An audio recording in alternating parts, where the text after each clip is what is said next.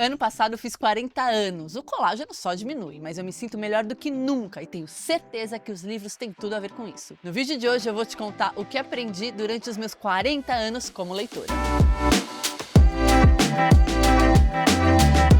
Gente, 40 anos é exagero, mas vamos colocar aí uns 35 anos, porque aos 5 anos eu já brincava com os livros, me maravilhava com as figuras, folheava todos eles, e eu tive a sorte de nascer em uma família que valorizava a leitura e me presenteava com livros. Eu decidi fazer esse vídeo porque ter completado 40 anos me fez pensar muito sobre a minha vida, planos futuros, erros e acertos do passado e por aí vai. Acho que 40 anos é uma data redonda que estimula esse tipo de reflexão, e embora a expectativa de vida da população em geral esteja aumentando, 40 anos tem um pouco uma cara de metade da vida. Se você aí do outro lado tem ou vai completar 40 anos, comenta aqui embaixo dizendo se você concorda comigo. Eu percebi que com os livros eu aprendi muitas coisas práticas e concretas e outras um tanto abstratas, que eu vou me esmerar para explicar aqui para vocês sem parecer muito viajandona. Acho que a primeira coisa que eu aprendi na minha vida de leitora até aqui é que os livros são uma excelente companhia. Vocês já pensaram o tanto de gente que existe atrás de um livro? De certa forma, o livro é um objeto que condensa a vida do autor, as experiências que ele teve, as relações que ele teve e também todo mundo que trabalhou para que o livro existisse como um objeto concreto que a gente pode pegar nas mãos. Um livro, em geral, tem tradutor, capista, diagramador, preparador, designer e por aí vai. Principalmente depois que eu comecei a trabalhar com um livro, no momento da leitura eu me sinto na companhia de todas essas pessoas. Elas estão ali do meu lado de um jeito imaterial. E esse aspecto da companhia eu também sinto com os personagens de uma história que me envolve. É como se eu passasse um tempo da minha vida na companhia desses personagens, a ponto de sentir saudade deles quando uma leitura termina. E eu tenho certeza que você conhece essa sensação, que é difícil de colocar em palavras. Quando a gente passa bastante tempo ao lado de um personagem de ficção, demora pra gente conseguir se despedir dele quando a leitura chega ao final. E nesse sentido, a literatura é bem mais potente do que o cinema, porque a gente passa mais tempo da nossa vida ao lado desses personagens e a gente os conhece de uma maneira bem mais íntima. Além do cinema entregar a imagem do personagem pra gente e na leitura a gente precisa imaginar tudo isso, a gente pode literalmente em um livro conhecer os pensamentos de um personagem. E é por isso que o maravilhoso crítico Antônio Cândido diz que a gente conhece melhor os personagens de ficção do que as pessoas na nossa vida real. Olhem que paradoxo maravilhoso! É impossível você conhecer todos os pensamentos da sua mãe, do seu pai, dos seus irmãos, do seu chefe, da sua namorada, da sua esposa, dos seus filhos e por aí vai.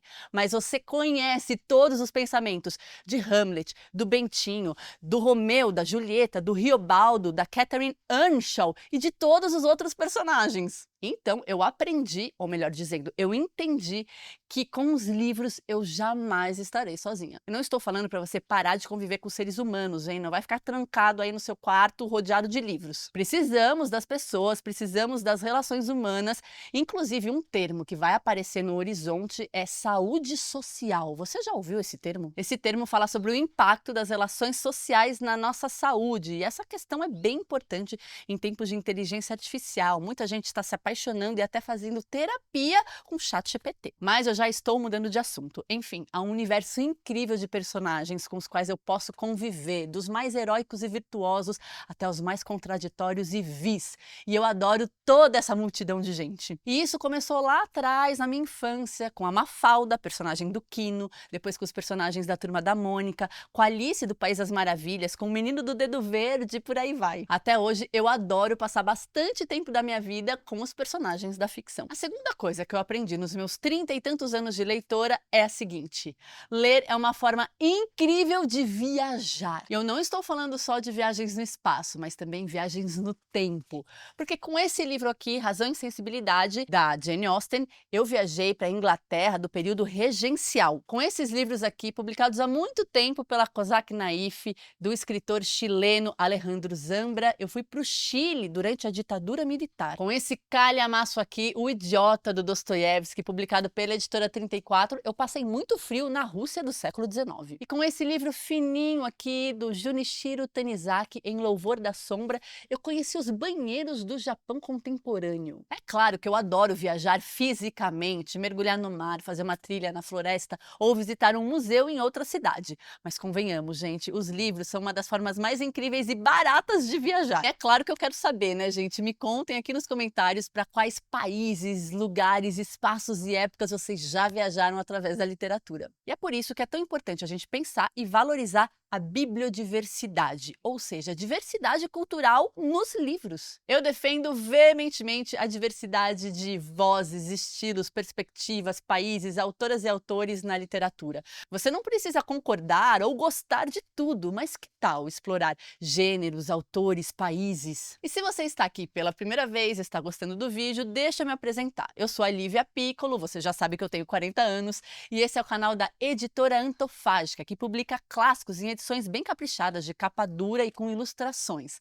Mas aqui no canal, toda semana eu não falo só de clássicos, eu falo de clássicos e contemporâneos, e também de cinema, séries, adaptações para audiovisual, histórias, o mundo da ficção e muito mais. Se inscreva no nosso canal, ative o sininho de notificação que avisa quando tem vídeo novo e dá aquele joinha. Essas ações são bem importantes para quem produz conteúdo aqui no YouTube. Nesses vários anos de leitura, eu também aprendi que os livros são grandes aliados nos meus momentos de ansiedade. Quando eu me concentro em um livro, o meu cérebro acalma, a minha respiração muda e eu consigo pensar com mais clareza. Se você, assim como eu, conhece a ansiedade, você sabe que ela pode atrapalhar muito a vida e também pode ser bem difícil tomar decisões quando a gente está ansioso. Os livros já me ajudaram bastante nesse sentido, desacelerando um pouco os meus pensamentos e me ajudando a pensar com mais clareza e tomar decisões para minha vida. Além disso, uma outra coisa bem importante que eu aprendi com os livros, eles deixam a minha mente mais afiada. Quando eu comparo períodos da minha vida em que eu estou lendo mais e períodos em que eu estou lendo menos, eu percebo 3 coisas. Primeiro, eu me comunico melhor, seja com as pessoas no convívio familiar ou as pessoas do trabalho.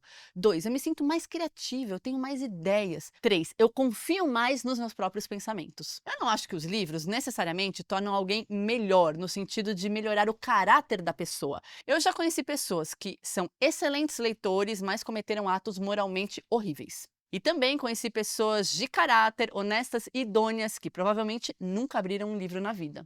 Porém, quando a gente fala de organização mental, de raciocínio, de comunicação e argumentação, os livros têm um poder incrível. Aqui no canal tem vários vídeos em que eu falo sobre os efeitos da leitura no cérebro. E de tempos em tempos saem novas pesquisas que falam de novas descobertas e novos benefícios da leitura para o ser humano.